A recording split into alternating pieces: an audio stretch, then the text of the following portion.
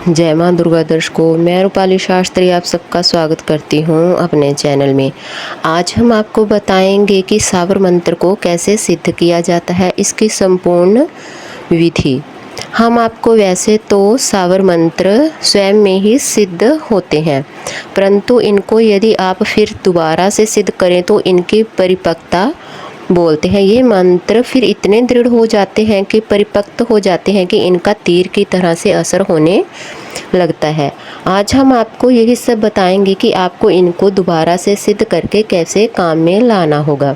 कैसे सिद्ध करेंगे, इसे आप एक कटोरी में थोड़ा सा घी ले लीजिए और एक चम्मच रख लीजिए। एक गोला लीजिए जिसे जो नारियल से निकलता है, जिसे हम खोपा बोलते हैं, वह गोला आपको लाना होगा। उसको आप अच्छे से चाकू से छोटे छोटे कतलों में काट लीजिए। जैसे छोटा छोटा काटा जाता है चाकू से, कतलों में काट लीजिए, या फिर आप कद्दूकस भी उसको कर सकते हैं। उसी हिसाब से आप को इसको काटते रहना है। छोटे छोटे से पीस बना के रख लेने हैं।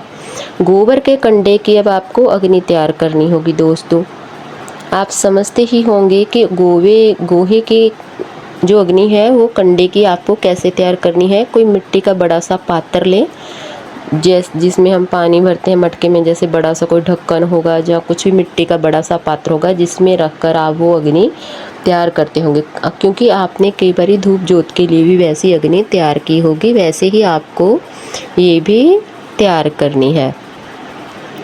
अब जिसे मंत्र करना है उसकी एक नियम वृद्धि से लिमिट बना लीजिए, और जितने मंत्र करने हैं उसमें से आधी इलायची और आधी लौंग ले लीजिए। जैसे आपने गोला लिया है, पूरे गोले का चौथा हिस्सा आपको इलायची लेनी है और चौथा हिस्सा ही आपको लौंग लेना है। 2-4 कपूर की टिक्कियाँ, जलने वाला कपूर जो आता है वो वाली आपको टिक्कियाँ लेनी होंगी। पानी का लोटा साथ में भरकर रखना होगा।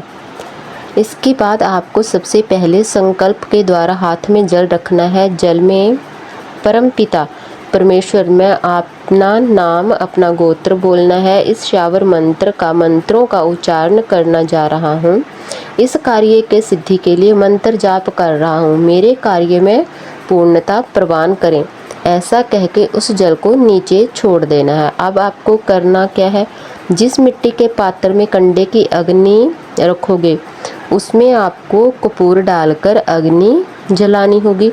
और अब आपने मंत्र जाप करते समय मंत्र अच्छे से बोलने होंगे और एक लौंग, एक इलायची हाथ में उठा लेनी है और मंत्र बोलने के पश्चात उस अग्नि में छोड़ देनी है। साथ ही में यह कार्य आपने हर मंत्र के साथ करना है। जब भी मंत्र बोलोगे तो एक इलायची, एक लौंग आपने उस अग्नि में छोड़ देनी होगी।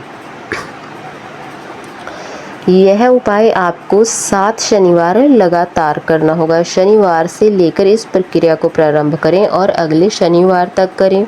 7 शनिवार तक रात्रि को यह प्रक्रिया आपको करनी होगी, शाम के समय या रात्रि में। रात्रि को 10 बजे अगर आप यह प्रक्रिया का समय चुनते हैं तो यह सबसे अच्छा रहता है क्योंकि आपको इस मंत्र के साथ एक लौंग और एक इलायची की आहुति ही देनी होती है, घी की तरह। आप बार बार देते रहने की ज़रूरत नहीं है। गोले को भी बराबर रखने की ज़रूरत नहीं है। तो सिर्फ इसके लिए अग्नि प्रवृत्त करें। इसके आपने साधारण यज्ञ जो किया था उसमें हम सब बता रहे हैं, निरंतर आहुति लगती रहती है इसीलिए आपने लौंग, इलायची की आहुति लगातार देनी है मंत्र पढ़ते हुए। जब सारे लौंग और इलायची ख़त्म हो जाए, ख़त्म हो जाए, लास्ट में आपने थोड़ा थोड़ा करके जो खोपे का गोला कद्दूकस किया था या काटा था उसकी आहुति आपको देनी शुरू कर देनी होगी। बस जब वो अग्नि में सारा कुछ आहुति दिया जाता है तो मानिए कि आपने जो मंत्र बोले हैं, शावर मंत्र बोले हैं, वो मंत्र आपके सिद्ध हो चुके हैं। यह प्रक्रिया आपको केवल पहले शनिवार ही करनी है, मगर उपाय आपको लगातार 7 शनिवार करना है। पहले शनिवार आपको सारे सामान की प्रक्रिया करनी है।